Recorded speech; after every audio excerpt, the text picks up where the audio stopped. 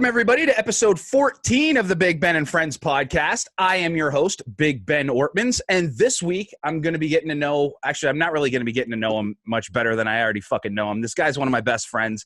He has been for, goddamn, probably like 20-plus years at this point, so there's really not much that I don't know about him, but if anything, you are going to get to know a little bit more about one of my best friends – in both the wrestling, technically the MMA business, because he actually has done ring announcing for an MMA show. He's in the entertainment business, which is kind of his background.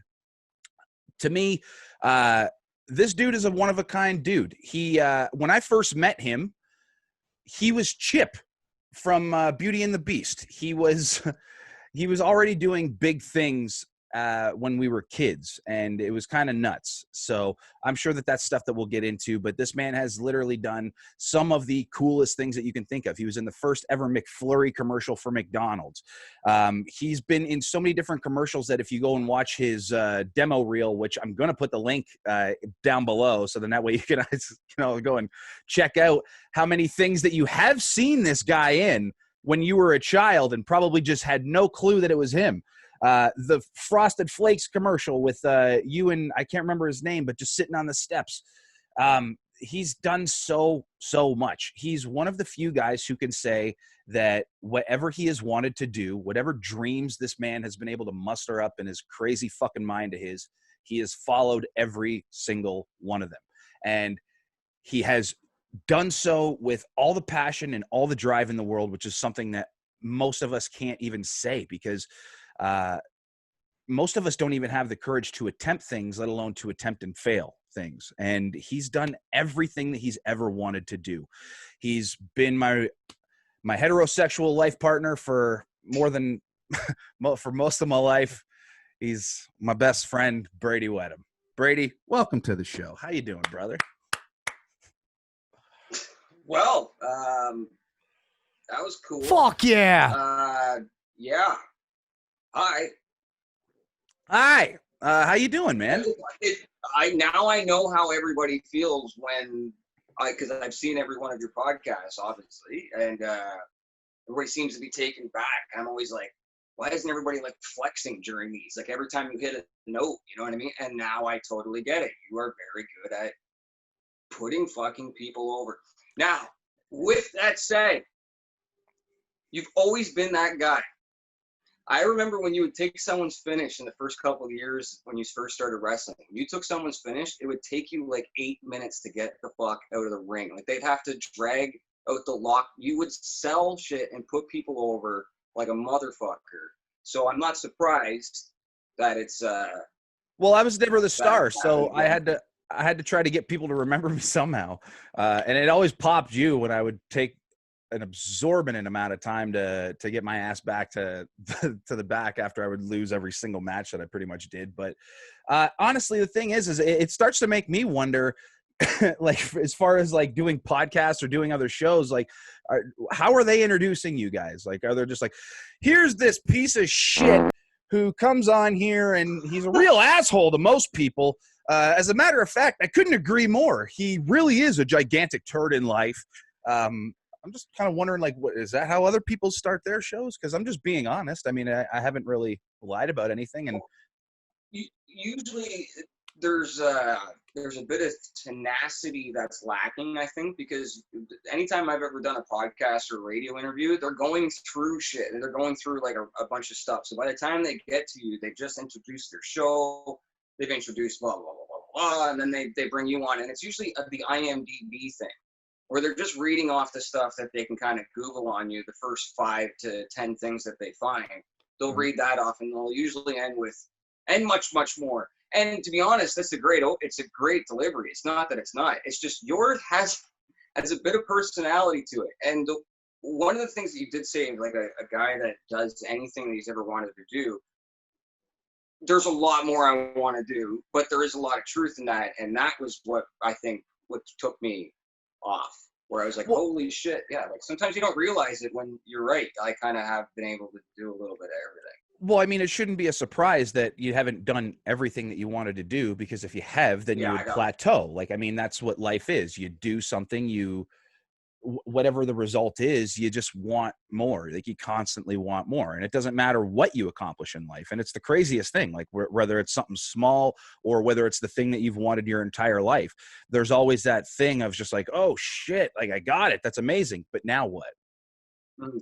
Right? So that's See, going to and always. that's with wrestling. Like my whole life, I wanted to be a wrestler. By the time 19 came around, I was already kind of training and stuff, and I'm like, oh shit, like what do I do now? Like I did everything. I just did what I kind of wanted to do. Now I didn't do it at the level that I wanted to do it, obviously, but I knew that it was not realistic to begin with. But that's a whole different podcast topic. But yeah, going back to it. Hey, thanks for having me on your podcast, and I'm happy as shnikes that it's on. I'm the 14th episode, and I apologize for the shitty audio because my Bluetooth headset just died right as we came onto the Zoom meeting. That is very true. So Now the my funny bad. thing is that when I first started this project, I knew that like guys like you were going to be on here. I knew that like Tid's going to eventually be on here, but it's just kind of got to be, I don't want to say something different or whatever, but like it's just got to be something different, just because again, like the whole point of the podcast is for me to get to know my friends in wrestling that I don't necessarily know a little bit better, like that's kind of what this whole thing is designed around and what it's designed to do. But like with you and Tid, like I literally know everything. Like it's kind of funny, but You know the good and the bad. Yeah. right. But then it kind of became like, okay, well, we have to do it because you're like, it's Big Ben and friends, and like you two are my best friends, so like obviously we got to do this. But then it kind of became like, okay, well, what do you want to do and how do we want to go about it? And you were just like, well, I want to be episode 14, and you were just joking about it when I first started, and I'm like, well, why is that? And I knew that like your birthday's on the 14th, but you're just like, it's my favorite number, and it's on. And the funny thing is we're not that far away from your birthday. We're less than 2 weeks, so it's just kind of funny that it happens to kind of fall in line with your birthday and everything. But yeah, once I finished the Q&A episode that I just did last one, I was like, oh shit, well, I guess I don't really have to look too far for my next guest, because that was something that we joked about and discussed. So that's something that we're moving forward with. And here we are, episode 14 for my man who wanted episode 14. Well, and I remember when you went on social media and you asked people, you're like, who would you want to see as a guest? And I remember seeing my name suggested, and I'm like, now are they saying that? They're not saying that because they want you to get to know me and all. They want to see us be redonkulous on a motherfucking camera. I'm assuming that's what it is. Well, here's what I think it is. I think that people want to get to know you because you're one of those guys, for me at least anyway, like I can pick you apart, no problem. For most people to come up to you, you're very standoffish to a lot of people. Yeah. And like you've kind of got this like thing to you. Like it's not like in a bad way or anything, but like I've also got it too. Like everybody tells me that I've got resting bitch face and that I always look like I want to fight people. I actually had one of the the producer for Impact Wrestling tell me one time, David Sahadi, he's just like, we were day 3 of tapings, and this was like the first time I'd ever met him. And he saw me laughing at something, and he like came over and put his hand on my neck and was just like, you need to smile more. And I was like, and it took me off, and I was like, was he being weird? And he's just like, I'm like, why'd you say that? And he's just like, well, because you just look like you're mad at me all the time, and that you just wanted to beat me up. And I'm like, sorry. I certainly don't. This is where people, and this, me knowing you and having the relationship that we do, and I knew this from the very beginning, that face isn't resting bitch face. And it's not that you're pissed off, it's game face. Because you are in game mode when you're in that mode. But the second that you're out of it, you're one of the loudest laughs that you could ever hear in a room. Sure. With the biggest smile when you're in a casual setting. But a lot of these people have met you, especially in wrestling, in game mode, and you're in fucking game mode. So your tenacity and your passion takes over. Especially when I'm like there, you know what I mean? Like you're in game mode. I'm in game mode because like I wanna play. Well, I've seen you in game mode when we used to backyard wrestle out in the fucking. You are a passionate dude, and when you love something and you're serious about it and you're trying to put on a performance, yeah, your smiles for everyone come after the show, usually. Well, That's from my perspective, that's what I see. And so I don't see you as standoffish. I'm Well, standoffish because half of my life I've hated everyone without realizing it. And then I came to terms with it. I'm like, oh shit, I hate everyone because they hate me. And then I'm like, let's try and patch this relationship, me and world. right. Well, see, here's the thing. This is kind of what I was. This was kind of like what I was where I was starting with that. It was just like I think that people see like they want to get to know you, but they don't know how to get you with your guard down. So I think that if for anybody that is interested in watching this episode, it's just going to be them curious to see not only you with your guard down, but I guess me with my guard down as well. Because there's a lot of people that I'm around that watch this that only see me in game mode. Like, I mean, I'm sure that this podcast has really helped kind of bring my more like realistic personality out, just because I wing these things. Like it's just me being me. I'm not playing a gimmick or anything. I'm just being me with these things. Right. So I'm sure that probably has a lot to do with it. And now with that being said, we're going to get into the very first question, which you should know this one already because you watch every podcast because you're a good brother. Do you remember how and why we met and became friends in the first place? Okay, so how we met and how we became friends is two different things. Mm-hmm. Now, we've had this conversation with many people over the years. We've had this conversation, I think, in other formats online and whatnot. And there's sometimes it's been misconstrued a bit, and then there's been other times where it's been stuff has been left out. But the longest, most pinpoint version that I could give you, and this is the perfect place to do it, from my recollection, started like this. So it doesn't even matter how I got there, but I got there. So in grade 8, I walk into this new school, and it's in March after spring break, and I've never been to that school before. And I'm told that I've got to try and do this year real quick in the last couple months of school. I was acting and all this stuff, right? So to get into high school. So I go out to the school, and it's just outside of Hamilton, in between Hamilton and Cambridge. So it's a mix of everybody. It's a little mix of farm kids to some rough kids to some, strawberry picking kids to some Hamilton kids to some Cambridge kind of city slicker. Mm-hmm. A little bit of mix of everything. So when I came to that school, I wasn't prepared. I came out of private school pretty much my whole life. So it was very, strapped. You got the strap on your hand there. Like everything's prim and proper. You had to sit, in a line with your, there's some kind of basic military stuff. Nothing abusive, but basic military shit. So when I got out to that school and I realized that it was all these different people, everything was so fucking casual. Like the class, when I first walked into math class, I was like, and we were in that grade together, but I was in the back or the front or whatever. We didn't get to see each other this first period. But I remember sitting and I'd seen you and all the guys and everyone's just like doing this.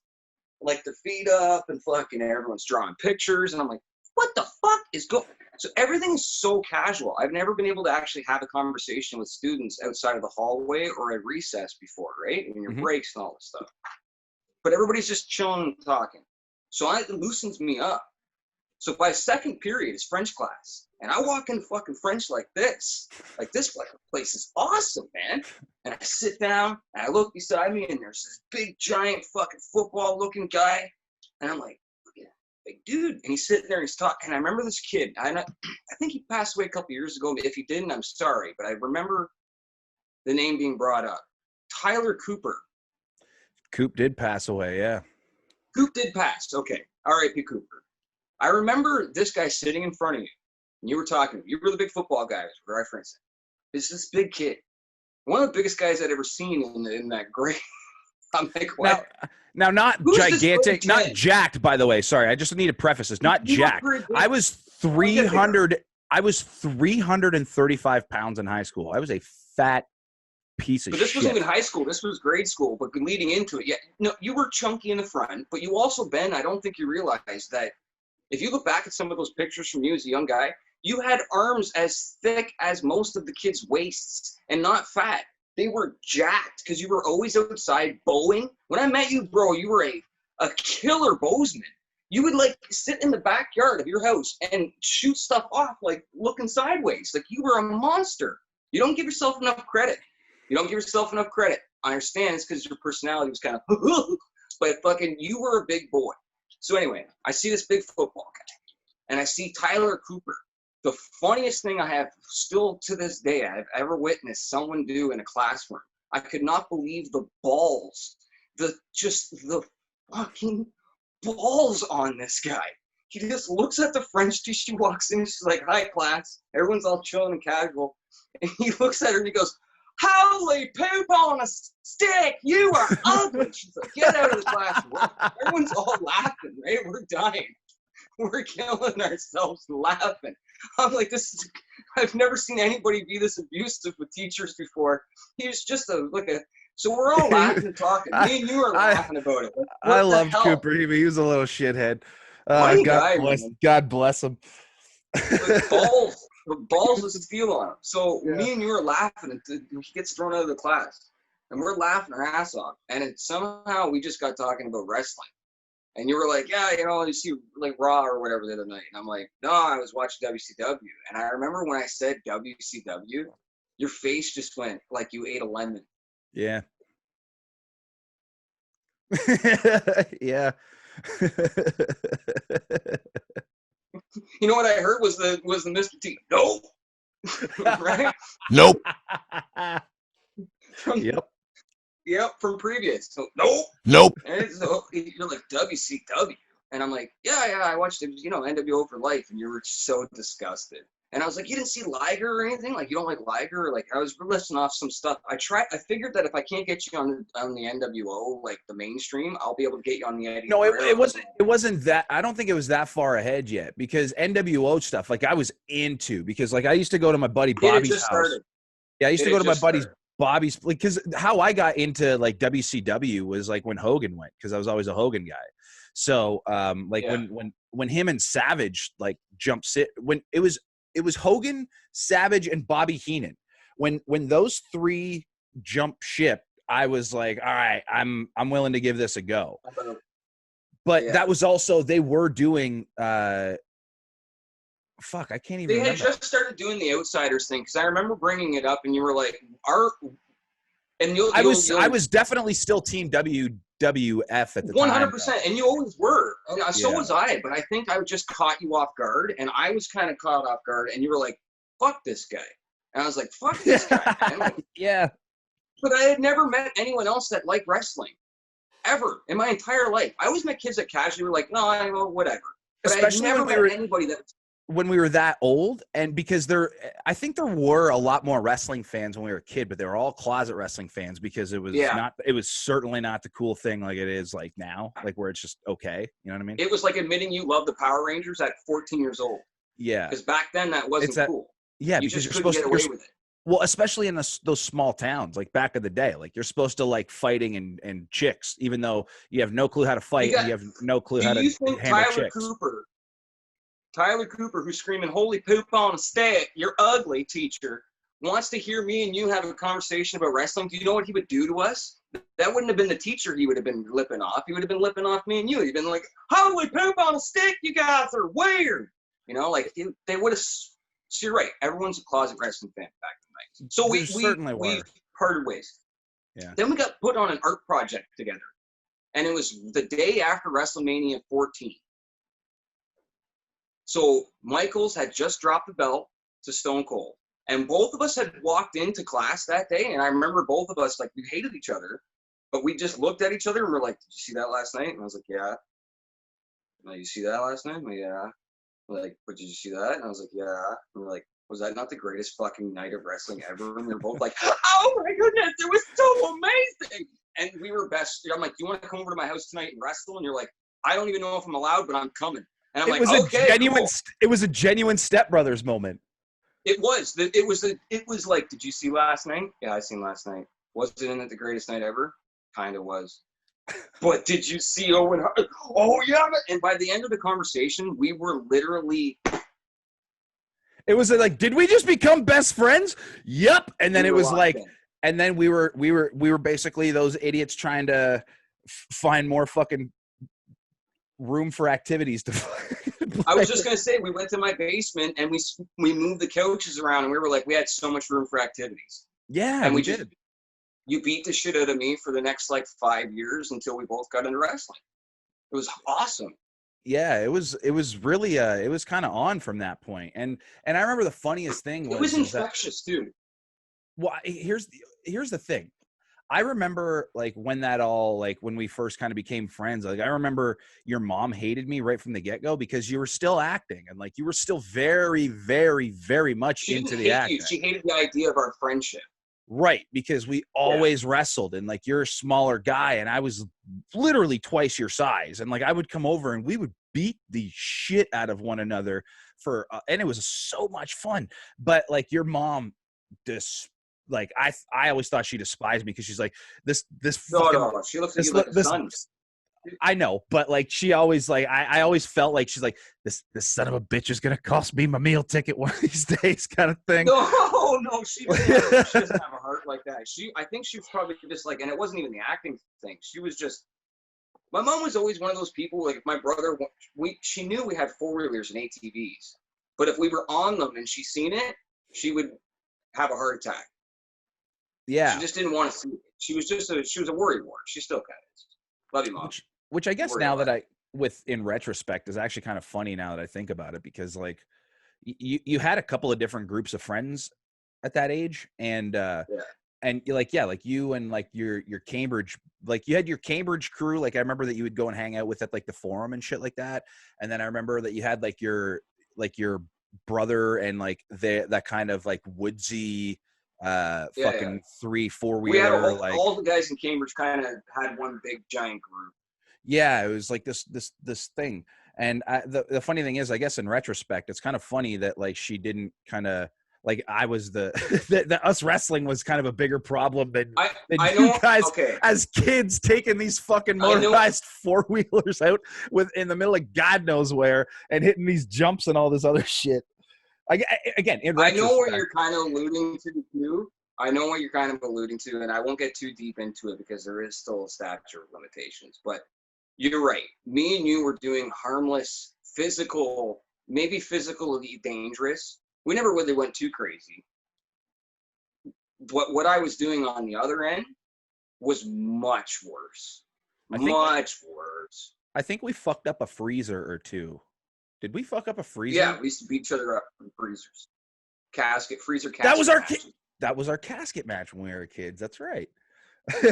But I think I Remember, we remember. didn't get beat out of me until later. No, but I think that you actually like. I think I might have like actually bumped on a freezer and fucked it up, like dented the door and like that Oh, you freezer. totally did. Okay, my memory is very shifty, so I I felt know. like that was a thing. But yeah, that was a thing, right? It was a thing, and but don't. Yeah, your memory's not shifty. It's just think of how many different appliances and stuff you fucked up over the years being a wrestler. You can't remember them all. No, I can't. Remember the hotels? How many hotel room beds and stuff we destroyed from like just whipping each other around? Like, dude, there were so many hotels in Vancouver that will never even be the same again. Well, Ever. I mean, the funny thing is, if people were like listening from outside, they'd be like, "What's going on in there?" And the funniest thing is like I don't know what it was, man, but like you and me just always had so much fun, just like fucking around, wrestling one another. I actually remember one time, for some goddamn reason, and I still don't know to this day why your mom like made me go to church with you guys. Do you know That's what odd. She made me No. go to church with you guys the one time, and I remember we're like sitting there, and I'm just like, "This is fucking boring, dude. Why are we here?" Wait. I'll hang We on. went to church for like a Christmas or something, or was it just like a random event? I can't remember what it was, but then That really wasn't a church I, goer after I will. This 11 or so. this will jog your memory, trust me. So as we're sitting there, I just remember us kind of like sitting there nudging one another like, "Yo, this is fucking boring. Like, let's figure something out to get out of this." And you're just like, "Yo, say you got to go to the washroom. It's in this fucking change room over there." And I'm like, "Okay." And then so I end up going to the washroom. You end up going to the washroom, but what it was an actual change room inside of this like fucking little gymnasium church thing. And so while service is going on, you and me were wrestling in this fucking change room. because we were so bored and couldn't handle church. You know, I don't even want to talk about why we were there. I totally remember this now. It wasn't just church. I don't. It wasn't just church, man. It was like we're little shits. It was like a charity or something. It was like a charity event, church to like kind of support. I remember what it was. Okay, because I've got no clue. So if you want to fill me in, maybe when we stop recording, that might be kind of no. funny, I'm not gonna. I'll fill you in when this is not on. It was just we were just kids being stupid. But that was. But you're right. You couldn't take us even to church without us going and finding a cubbyhole or a corner somewhere where we were just wrestling. We had a lot of fun, man. Like yeah. And the thing is, it was infectious too. Other people, it wasn't just us little nerds in the corner. Like it was. And then you would just see people kind of come watch, and then they'd eventually say, "How can we wrestle with you guys?"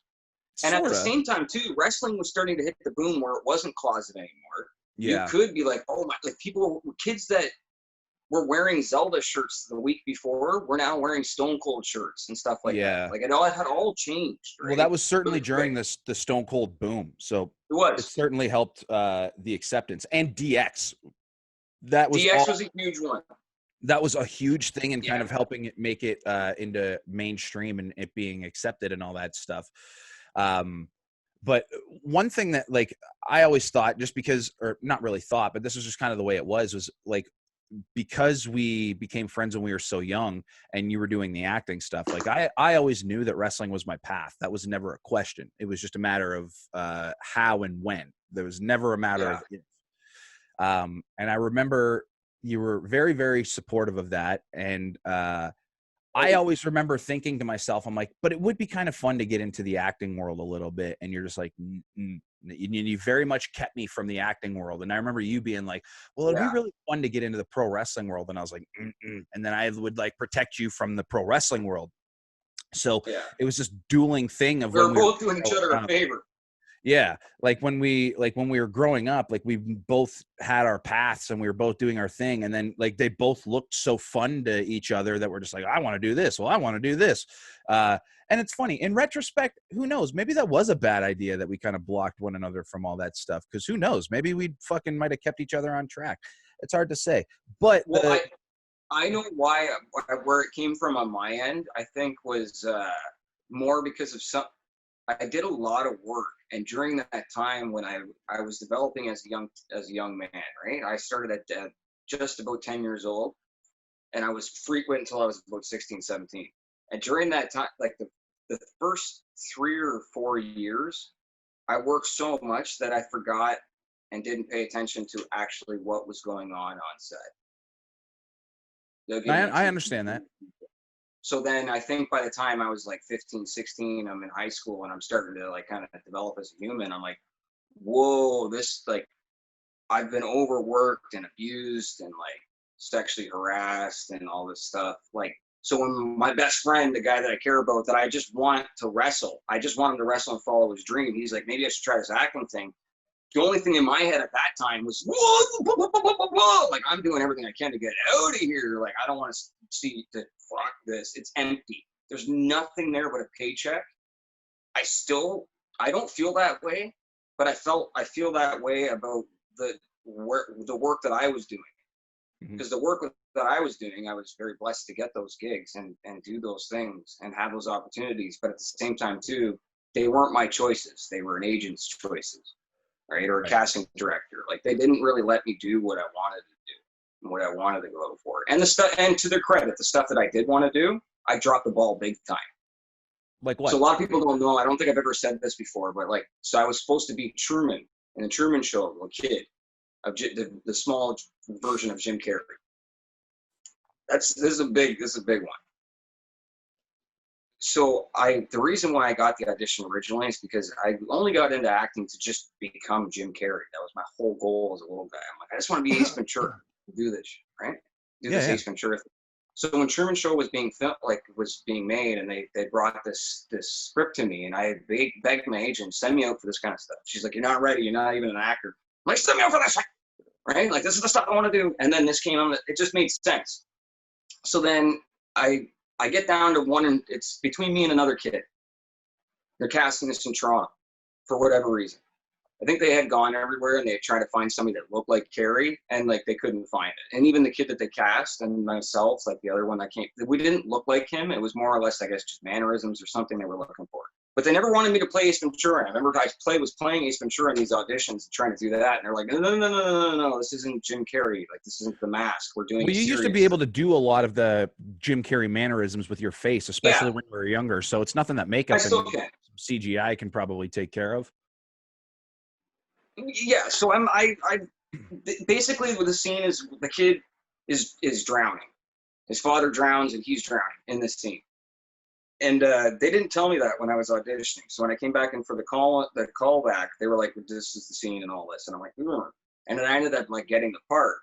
And they're like, "You have to do the scene and you'll be in this water tank while we're filming it." I'm like, "I can't swim. I'm not doing it." Thinking they would like, just you're a kid. You don't know, right? You don't know what's going on. I thought that if I said that they would be like, "Oh, okay, well, we'll just leave him in the boat."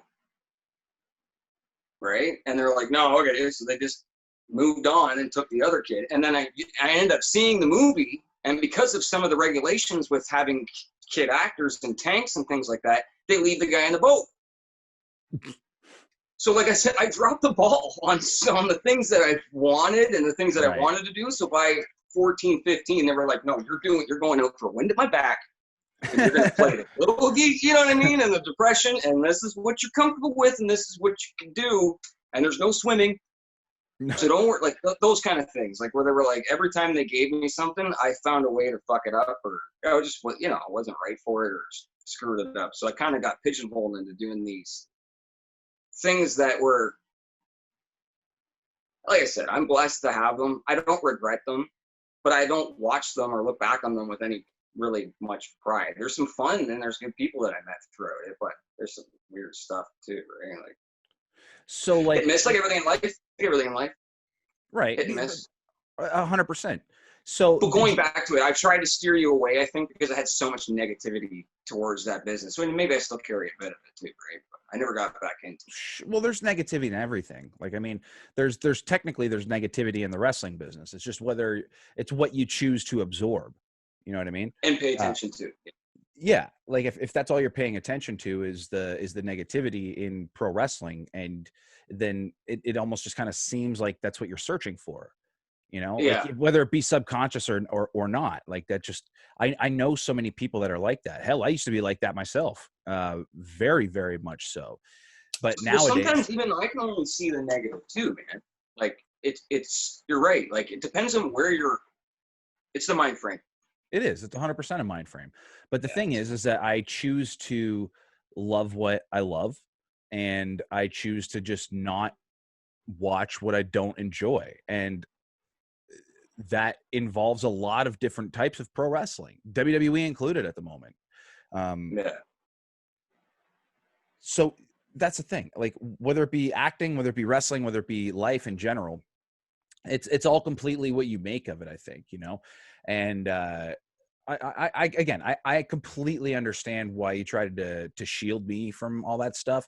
And again, in a weird way, we both kind of ended up like dabbling into each other's business just like a little bit. Like, I mean, we'll get into you dabbling into the wrestling world in obviously just a smidge, but for people that don't know, like I ended up getting into doing like some extra work and in some stuff. And then what ended up happening was there was a job that I ended up taking where I got hired as a undercover security guard for the movie Cinderella Man with Russell Crowe and Renee Zellweger, and it was that boxing movie. So great movie. I loved that movie. The problem is that, or not the problem, my job was to make sure that nobody was, because there was a lot of extras on hand, and they wanted to make sure that nobody had their phone out to film and sneak pictures off to whoever, because that had become an issue, which was the reason why I'd been hired in the first place.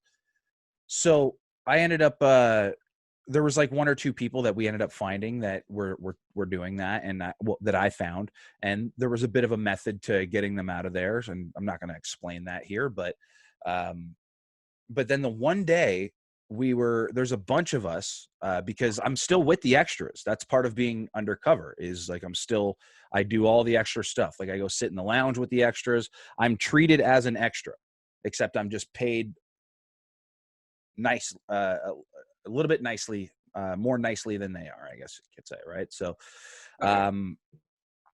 So next thing I know, they send a bunch of us into this group, and one of the makeup ladies or wardrobe ladies, I can't remember what it was, but she's just like, "Hey, undercover security guy," like literally in front of everybody.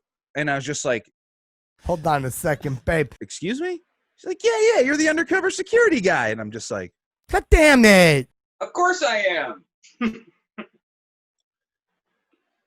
so I'm like, "Well, I don't have a job anymore." Well, fuck. Like, okay.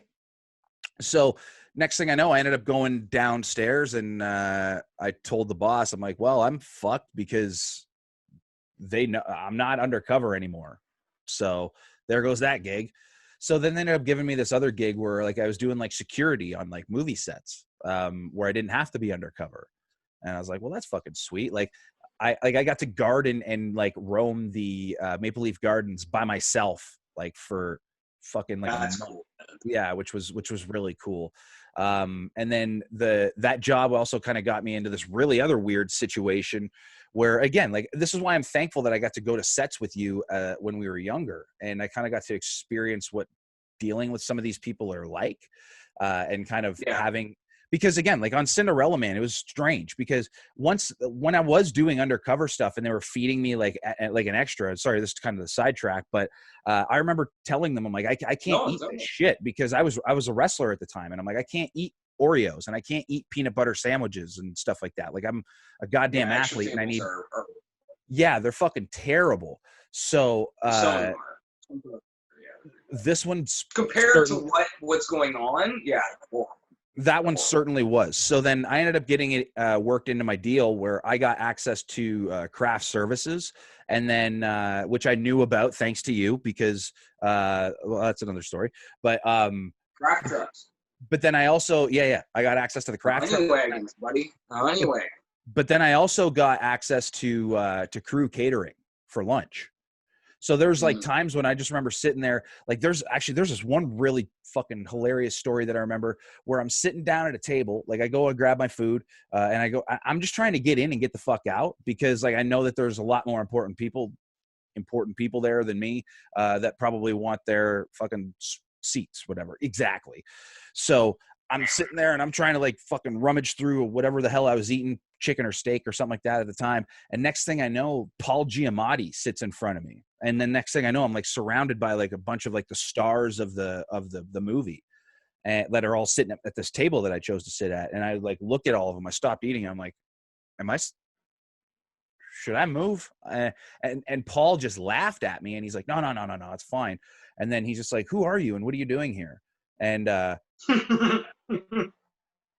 so I explained to him, I was like, well, I'm working undercover and doing this fucking goddamn thing. I'm like, but to be honest with you, this is just I'm like, but to be honest with you, like, this is just kind of like a side gig for me because like, I'm just trying to make enough money to pay my bills so I can wrestle on the weekends. And he's just like, what? Wrestle? Like, what kind of wrestling? And then I started telling him that I'm an independent wrestler. So then he starts telling me this story about how he's in Toronto. That's fucking great. He starts telling me about this story where he's in Toronto one time and he's at this show and he's like, it was the greatest goddamn thing I've ever seen in my life. He's like, some member of the crowd was being so lippy to this gay wrestler dude who was in the ring. And this gay wrestler dude got so pissed off that he took this gigantic fucking dildo and he went and beat this dude up and with this dildo and swung it at him like it was a baseball bat. And I'm like, oh my God, you were there for that? He's like, yeah. He's like, this guy's name, he had the best name too. He's like, oh, fuck, I can't remember. I'm like, Fellatio?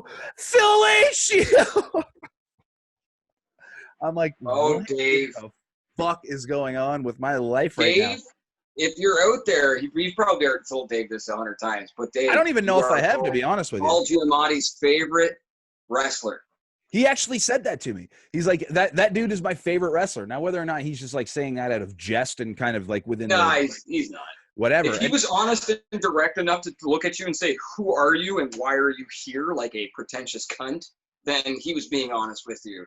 I didn't think he was being a pretentious cunt. I to be honest with you, I looked at him and like when he said that to me, because you got to keep in mind, like at that era of wrestling when I grew up, like if I'm in a locker room and I go sit into a locker room, which I'm not supposed to be in anyway, I just got special access to it because I needed the food. So if I walk in as a wrestler and I see some fucking dude picking up at my catering, and I don't really have a problem with them or anything, but I would probably, if I'm sitting in front of them, I'd probably be like, "Hey, who are you? And what are you doing here?" See, on my end, I would probably as an ask actor on set, like I've been on sets where I've been on some big movie sets and I've been on some very small productions, and then I've been in productions where I'm there. I live there. Like I have my own trailer. I'm there for, like Wind at My Back, I was there for 3.5 years. Yeah. 3.5 years straight. I had my own, like you had multiple rooms where you put posters on the wall and you come back in a couple of months and they're still there type. Like it was your space. And I have never been on a set ever in my entire life where anyone, any actor, any director, anybody, AD, grip, lighting guy, whoever the fuck it is, would have ever walked up to anyone sitting down eating in the eating area or eating anywhere on set and asked them, "Who are you and why are you here?" That's the dumbest fucking thing I've ever heard coming from an actor's mouth about anybody. You could have been the AD's son, the first AD's son. You could have been the guy that just got the job today to do back work, or you were the head of the fucking lighting crew because the guy got sick. Nobody walks up to someone, sits down beside them and says, "Who are you and why are you here? I'm enjoying my roast beef and why are you here?" Well, here's the thing. It wasn't looking at him. Sure, but like the thing is though, for all I know, I might have been, because I was just like, because Giamatti, man. But here's the thing though, I didn't know who he was when he first sat down in front of me. Even better, fuck him. So how, Great actor. Dude, he's amazing. So here's this is how I won him over, I think. And this is where, like, I think that I realized that he was just coming at me just to kind of like fucking whatever, just to have fun with me. So maybe. Because he's just like, when he said that, I'm just like, oh, whatever. I'm like, I'm Ben. I'm like, well, who are you? And I'm just like, and he's just like, I'm Paul Giamatti. And I was just like, oh, okay. I was like, you look goddamn really familiar to me. I'm sorry, I'm not a huge movie buff. Like I'm genuinely not. Like my best friend is an actor and he always gets on me about this shit all the time. Like I haven't seen Star Wars. I'm that. What does he do? I'm like, I'm that asshole. But I was just like, where do I fucking know you from? And he starts listing off like these unbelievably fucking like acclaimed movies and things that he's been a part of. And I was just like, no. I haven't seen that. And then he's like, he's going through like this stuff. And I'm just like, wait a sec. And then it fucking hit me out of nowhere. I was like, pig vomit. And he's just like, if everything that I just said and everything that I've done in my career, you know me as fucking pig vomit? And I'm like, fuck yeah. You're pig vomit from the fucking Stern movie. Private Parts. So that's how I knew him. Yeah, I knew. I'm like, dude, this. And the funniest thing to me is I thought it was the greatest thing in the world. I'm sitting here having lunch with fucking pig vomit. This was the greatest goddamn thing in the world to me. Yeah, no, fuck him. Why do you hate pig vomit? Well, I asked him who he was. He was trying to fucking tell me like what he's been in. Like, cause I asked him, I'm like, what have I seen you in? Yeah, I don't know. I don't know the conversation. I wish I was there though, because you don't like pig vomit. I don't like him at all anymore. I don't like him at all. No. I think I'm giving the wrong version of the story because pig vomit was very nice. I thought anyway. I genuinely liked him. WNBC. You let me call him pig vomit, man. Pig vomit was very nice. He was. You kind of both dug at each other. It sounds like you both had a battle of shitwits. I think we did, but it wasn't on purpose. There was some shitwits going on. But he didn't know who I was, which was fair. I mean, I'm at his table. Who the fuck am I? But then It's not his table. it might His have been. table's in his dressing room, in his fucking trailer. I don't I know fucking that know. production well. I know a lot of the people that were on that production. I actually did a lot of the casting for the extras. So I was at my agent's her office for like a week, and I was doing the call. I was going through headshots and calling extras and booking the. I know a lot about that production. It wasn't a cheap production. If his table is in his trailer alone with his stuff, he didn't have a trailer. The only I'm surprised he didn't. Dude, the only two people that had trailers, and it's funny because there was three, and that was part of my gig once I got busted, was to like I would do rounds some nights, and then there were other nights where I would actually watch the trailers just to make sure that nobody was coming to fuck with them. But yeah. Renee Zellweger had one, and Russell Crowe had two. Oh, okay, that makes sense. That makes sense. Because Russell Crowe had his own fucking Iron Paradise rock style gym. Yeah. That it was fucking insane. Yeah. And that's why he's broke now. Well, he was taking. Is he? I think I've seen him. He's like broken, like he's fat and shit now. But here was the crazy thing. Well, he took his training so seriously during that time.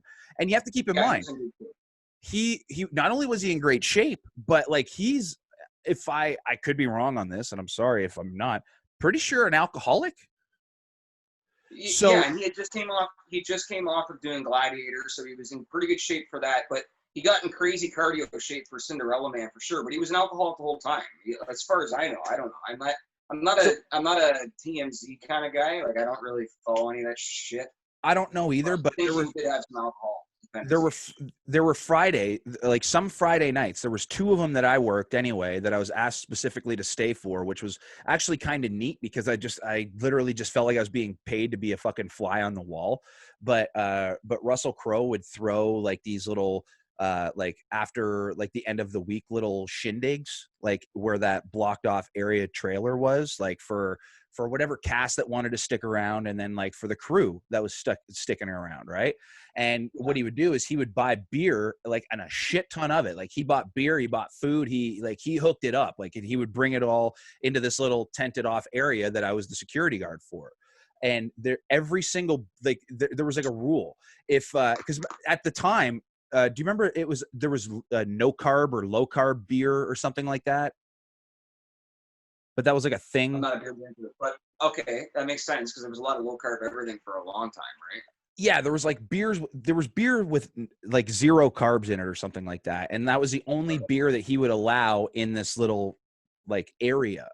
And I remember, yeah, and I remember that was like the only time because I had been.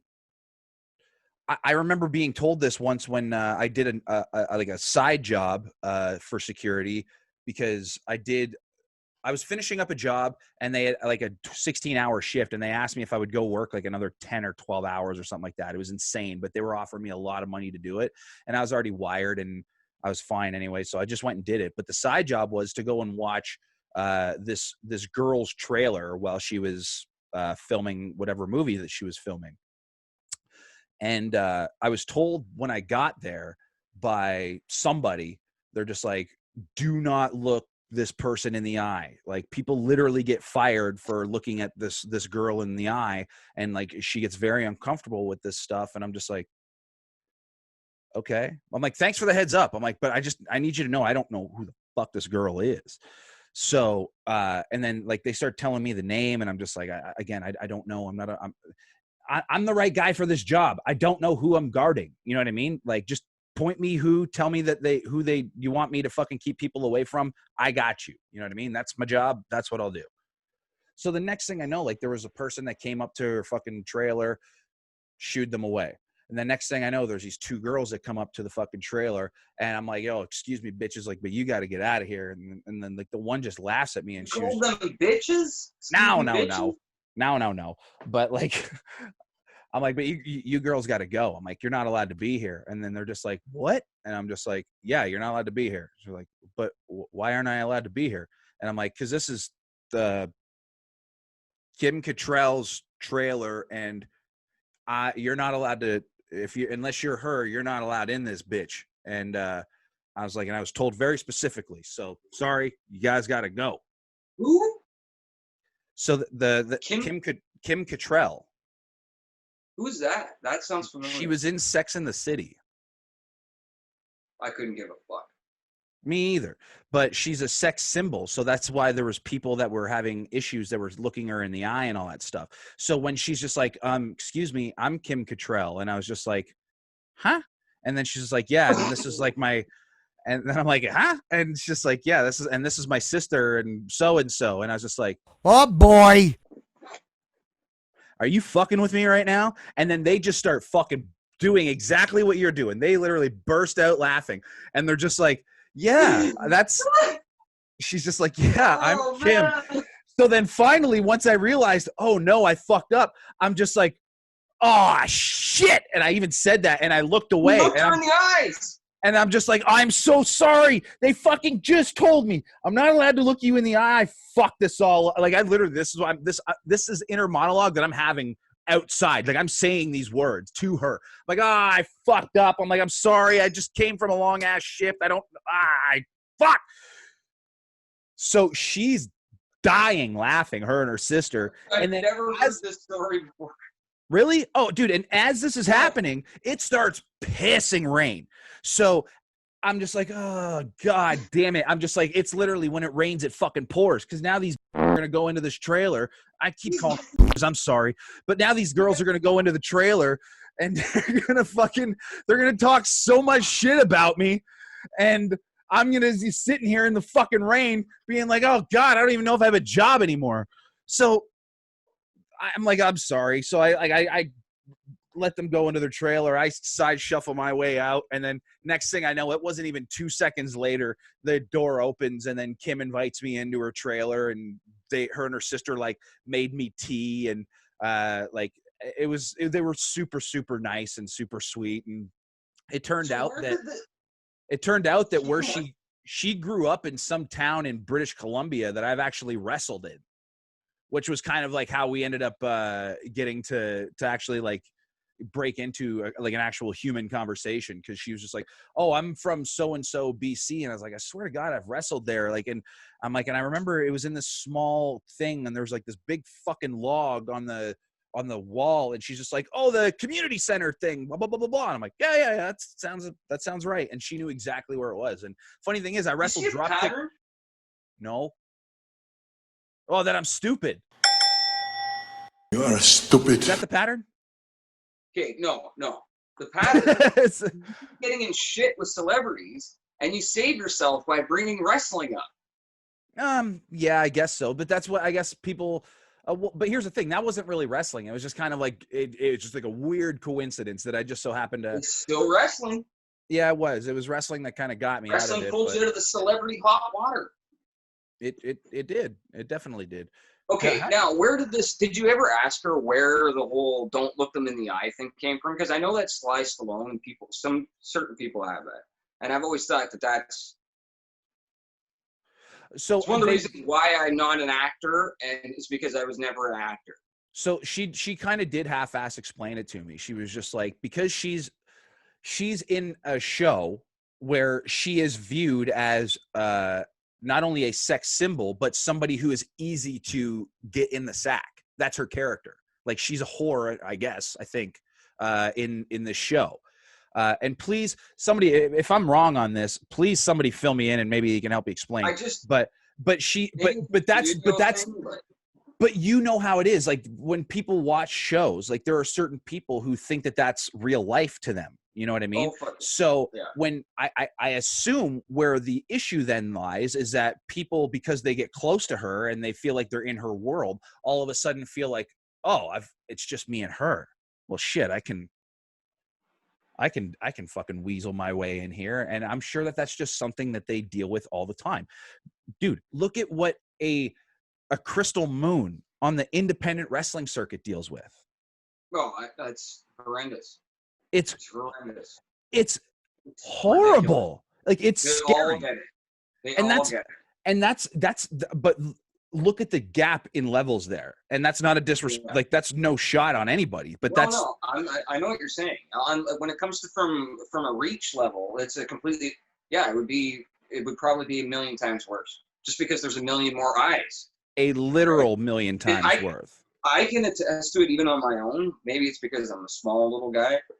I don't look very intimidating, especially if you see me on social media, that kind of a thing. I'm not a very intimidating. You get to know me personally, that's a different story. But when it comes to, like, I'm not a very intimidating person. I don't look intimidating, et cetera, et cetera. Maybe that's why. But I think a lot of it is because of, it's definitely not looks. There's a lot of really creepy people out there that will, when they have the ability to hide behind, they don't have to do it face to face. They send you some creepy shit. They ask for creepy shit. They will send you paychecks to give you. It's gross, and it's been happening ever since social media. But this was kind of. This was before social media took off, though. Like, the internet was still a thing, but this was before, like, this was like maybe Facebook was maybe becoming a thing at this point, you know?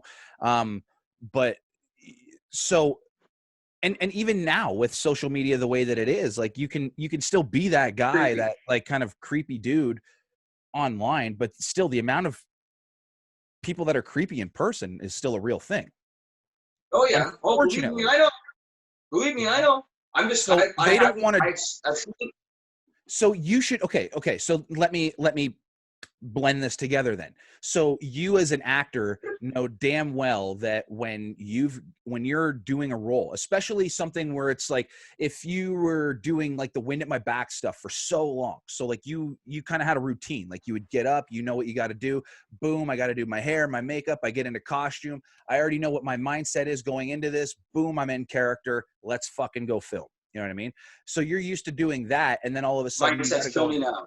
But then you got to go and do this side project where it's a completely different thing than what you're used to doing. It's the same job, but a completely different like character and completely different story you're telling, all of that jazz. So your process becomes a lot different from a creative aspect as a artist, right? So having to deal with that and like the stress of handling that, then you don't want to have to worry about those weird, awkward, creepy moments, especially when you're walking back to what is your private area. Like, you don't want that energy. You don't want that energy around your private space. So that's why I think that when they realized that I was genuine, when I had no fucking clue who they were, that refreshing. It was refreshing to them because they were just like, oh man, like you seem like a nice guy.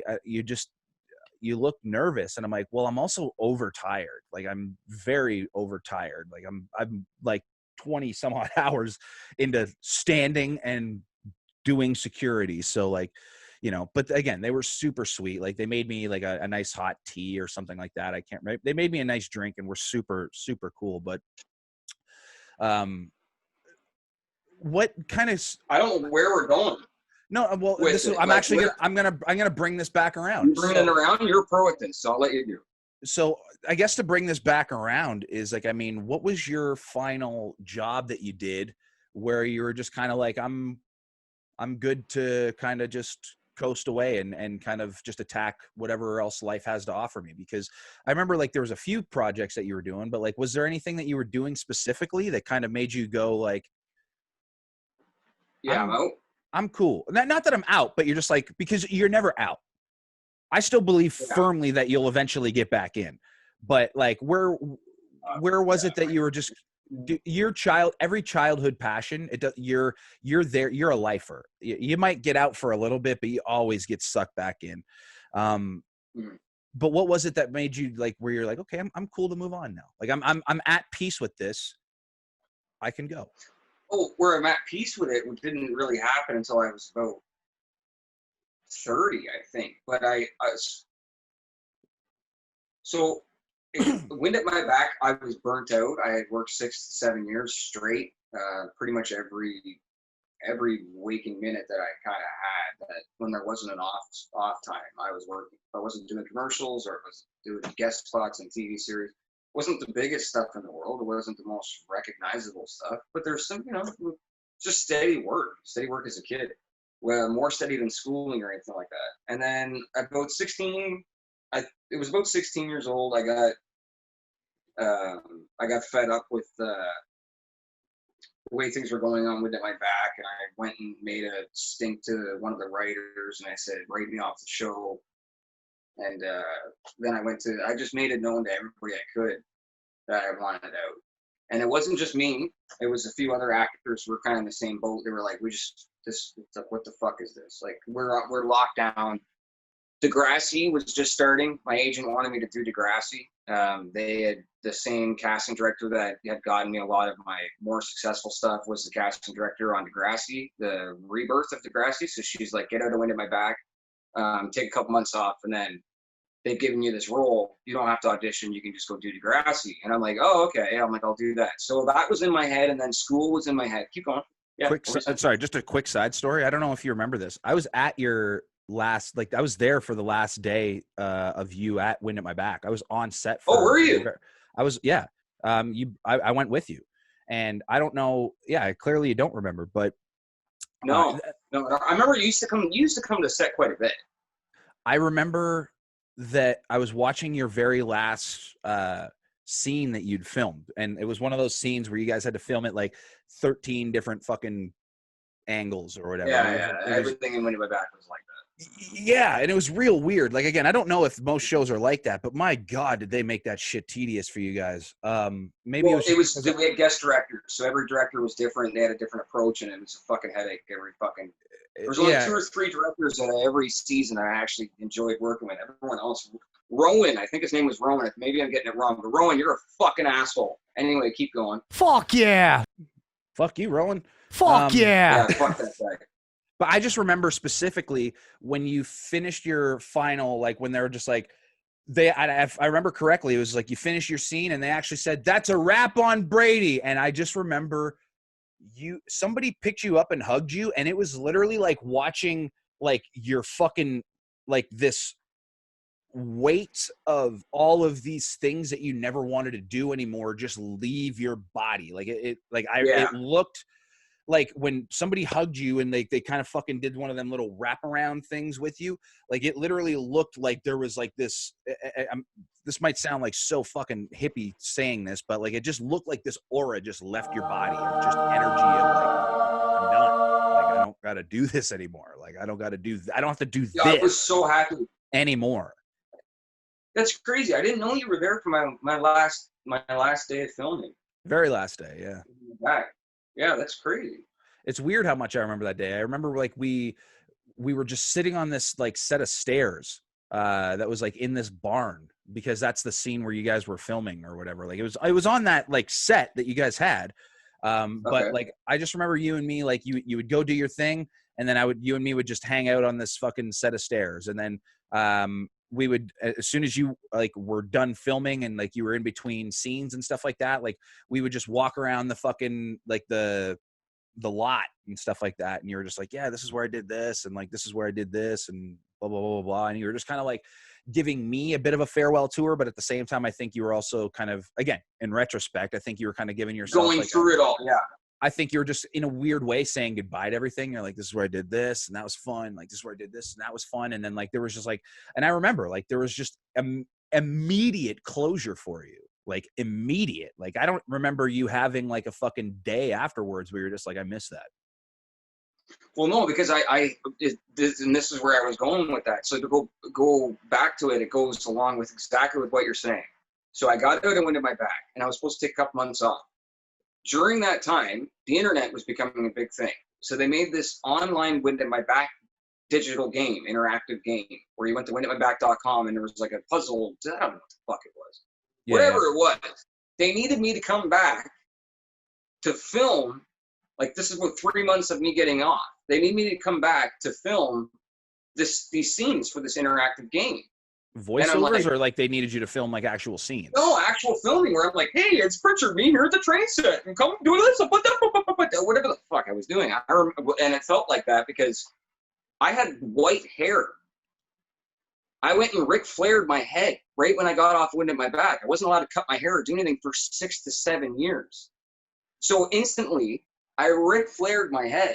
I remember. I go back to set, and they're like, what? Because this was during the time that you were wearing like the fucking Chris Jericho sparkly fucking shirts too.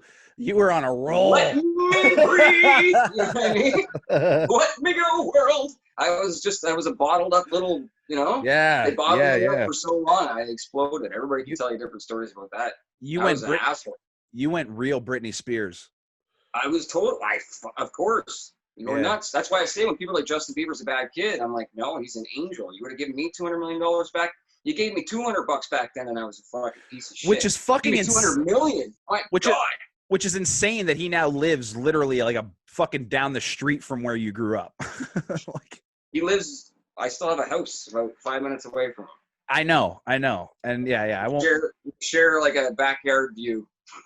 That's the fucking craziest thing. Like when I found out that that's where he lived, I was like, whoa, there's a weird. That's fucking weird. And it shows you too that place that it makes me realize how blessed I was as a young kid, even just with the family that I had and the way that we grew up in that part of the world. Justin Bieber is arguably one of the most famous human beings of all time in this generation. Right? I think he's our generation's Michael Jackson, wouldn't he be? Nope. No, I think as far as fame, I don't know. I don't pay attention enough. Like I said, I'm not a TMZ kind of dude, but sure. I know he's a big deal. But he could live anywhere he wants in the world, anywhere he wants, and he chose that spot. Yeah, that's the trippy part. So there's some homesickness to him, probably too. He grew up in Stratford, he grew up in the area, but he looked around, and he looked around the world. And he's been everywhere and done everything. And that guy came back there. It made me really realize, I'm like, holy shit. Doesn't matter the reason why he picked that spot, but it shows you that you grew up in paradise. You grew up in one of these spots where you could just get on a four-wheeler and go. Yeah. Here in the backyard, you know what I mean? Like you just. Yeah, your pops put you right into God's country, man. Yeah, and then he went back to God's country, and he ended up passing away living in God's country, right? Like and here's the crazy thing is that Bieber was actually a genius because he's only like 40 minutes from Stratford, and knowing like that drive because I have to do that drive a lot for my job, and it's all back roads. Like you don't even need to take a fucking highway to get there. It's perfect. It's perfect. You can get to Saga through back roads if you really wanted to. That's how I used to take them to go to auditions as a kid because my mom hated driving on the highway for the first couple of years. So we would take the back roads. Then we realized this doesn't make any sense. We're in Toronto every day, all day. And literally a concession over, I think, is a private landing strip. I want to say it. It's like a concession or two over. It's not far. Well, and the pond is pontoon planes. So I was just out there last week, and all the pontoon planes are taking off on the water, landing on the water, and all that. So like he has his own little base down there, right? Yeah, dude, he's living the good life. Actually, I've never listened to a Justin Bieber song, but I like the idea of him. And like I said, if you gave me $200 when I was his age with no fame. Yeah. On a couple small TV shows and commercials, and I was a piece of shit. I could only imagine giving $200 million to me back. I would be in jail for the rest of my life. 100%. I would have been dead. My heart would have stopped by now. He literally was set up for evil. But the thing is that like I know that he's actually. I don't know, but like I've heard through a lot of different people that like because like for example like his dad literally lived basically in my brother's backyard, like where my brother's backyard like where his thing ends is like not directly behind it, but like it's one or two down, I want to say, where his dad used to live, I think anyway. But he would be around there all the time with his fucking Batmobile, because, and for anybody who doesn't know what I'm talking about, like Bieber got some car like literally turned into a fucking Batmobile that he would keep at his dad's place. So then that way, when he would go and hang out at his dad's place, he would drive it around the area, like the housing area where they are. And all the kids, like my brother's kids and like all their friends and stuff like that it's like watching the fucking ice cream truck go by. And like, he would always like slow down and let them fucking take pictures and whatever and all that jazz. So like, I don't think he's a complete piece of shit from what I understand. No, his dad is. His dad, I've heard nothing but horror stories about his dad. Oh, his dad's a bad guy. I don't know who he is now, but I know he was a bad dude. You want to know what's funny? Tid actually ran into Bieber at the grocery store like about 2 months ago. And he's just like, nope, not doing this, because he's just like, I don't want to be around this. He's like, the kid just wants food and he wants to go home. That's all he wants to do. You know what I mean? So why bother? And people in that area have been seeing. Justin's been around Cambridge in that area and Puss Lynch and all that for a long before he even got famous. Yeah. Everybody knows him. Everyone's related to him. He's not really famous in that area, and that might be another reason why he kind of maybe was attracted to that area. Because most guys like me and you, or a kid, or somebody sees him and they're like, "Oh, that's Bieber buying beans. I don't give a fuck.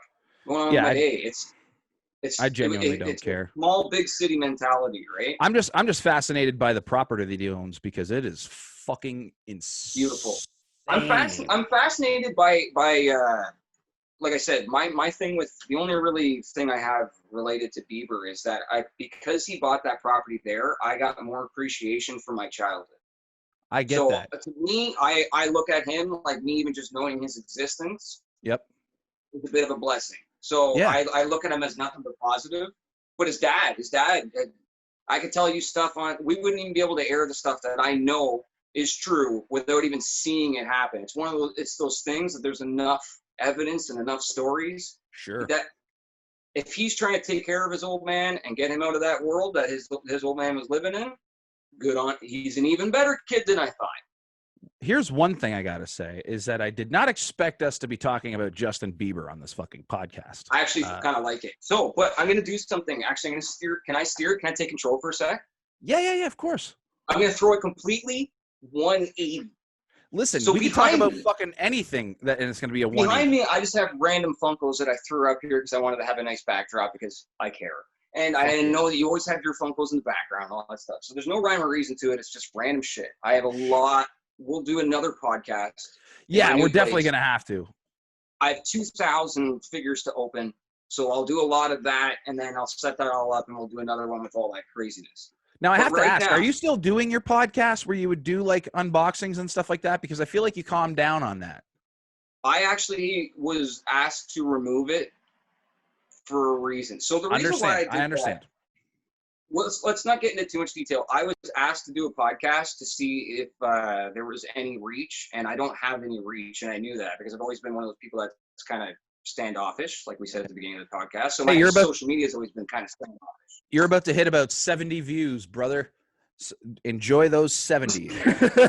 Well, I was getting a little bit more reach than that, but not enough to make it a viable thing. And then I was getting way too baked in it and just focusing on being baked.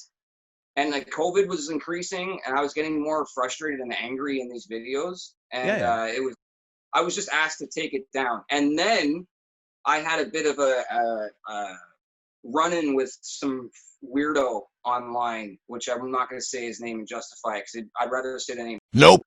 And I don't want to put up with his chaos that his weirdo people that like him were doing, or maybe it's just him with 9 different accounts. I don't know. It's up to other people to figure out. Sure. I don't know how to hack. So all I know is that some weirdo was like trolling me, and between that and asking me to take it down, I kind of put everything on private. So I'm not doing the podcast right now, but I have a podcast studio being built, so I'm going to have to at some point. Anyway. You're going to unbox that. So the reason why I'm going to unbox this is because you are a grail finder right now. Apparently. You have maybe found about 12 of these things in the wild. Yeah, I'm finding a lot. Nobody else can. I don't know either. You were nice enough to hook a brother up, so I'm going to unbox it on your channel. Ooh. I didn't get a knife, so I'm going to have to Matt Cardona it, I think. That's great because I actually I got to you got to just let it breathe. I got Matt Cardona. Usually I'm good with packaging. I'm very precise and safe and all that stuff, but so are you gonna Now, explain real quick before you get into the detail and stuff like that and all this stuff. Do you have a ring that you're going to set these guys? Because I know that you've got a Masters of the Universe ring where you've got like that collection going, but do you have like a separate, like a ring that you can put these guys in to display them, or? Yeah, I have a classics ring that I've had for years, but I think what I'm gonna shelf most of my wrestling stuff. And Yeah. I think what I'm going to put in rings are things that you wouldn't normally see in rings. So I'm actually going to put like Godzilla versus Destroyer! The Destroyer! I'm going to have Godzilla versus the Destroyer in my classics ring. So it'd just be like, well, why the fuck, right? Yeah. My setup will probably take me about 6 months to do because I have a lot of plans and a lot of regular, like I said, I have 2,000 figures I have to open. Mm-hmm. It's taking me a while to figure out what I'm doing with everything. That's kind of why I'm asking, is because like I'm in the process soon, like where I've got quite a few figures that I'm going to actually let breathe. I've never let a figure breathe in my entire life, by the way. I have never purchased a figure, whether it be a Funko or just a regular action figure. And I've never opened up the package to let it breathe, but I've got ones that are open, but I've got their like previously been opened and whatnot. Right. Like I've gotten Lucy, actually Bradie's hooked me up with quite a few Lucy's and whatnot, but what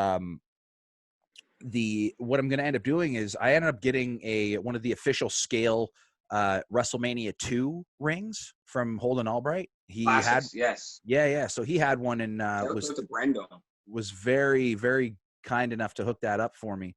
So once I didn't, but here's the thing, I didn't realize how fucking big it actually is. It's huge.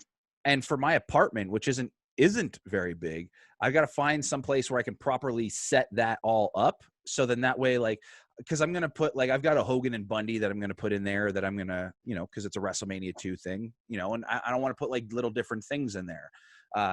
Like I've got a Rick Rude that I'm going to open up, and I'll have like one of the old, maybe Arn Anderson, for example, that I've got to open up as well, maybe giving him like atomic drops or something like that. But then I also want to do something cool like that, where like you want to do like something like kind of like almost like fantasy, like not fantasy booking, but like in kind of like a weird way, like fantasy booking, where like maybe I can take like this really cool, actually, and here I'll show you just because it's like right beside me.